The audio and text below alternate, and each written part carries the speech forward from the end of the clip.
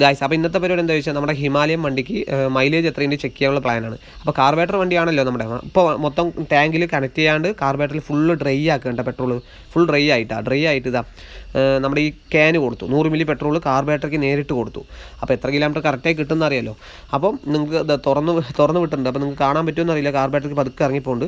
പിന്നെ ഇങ്ങനെ ഹിമാലയുള്ള മച്ചാന്മാർക്ക് എല്ലാവർക്കും ഈ വീഡിയോ ഷെയർ ചെയ്ത് കൊടുക്കാം. പിന്നെ നിങ്ങളുടെ വണ്ടിൻ്റെ മൈലേജ് എത്രയെന്ന് ജസ്റ്റ് ഒന്ന് താഴെ കമൻറ്റ് ചെയ്യാം. എന്നിട്ട് വീഡിയോ കാണാൻ താല്പര്യം അക്കൗണ്ട്സ് ഫോളോ ചെയ്യുക. നമ്മുടെ വണ്ടിക്ക് എത്ര മൈലേജ് കിട്ടിയെന്ന് ഷോർട്ടായിട്ട് ഞാൻ പറഞ്ഞുതരാം. ഇപ്പോൾ തന്നെ പകുതി ആയപ്പോൾ 2 കിലോമീറ്ററായി, 3ൻ്റെ അടുത്തായി.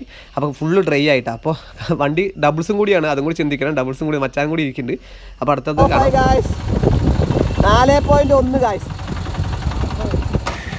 പോയി ഗായ്സ്.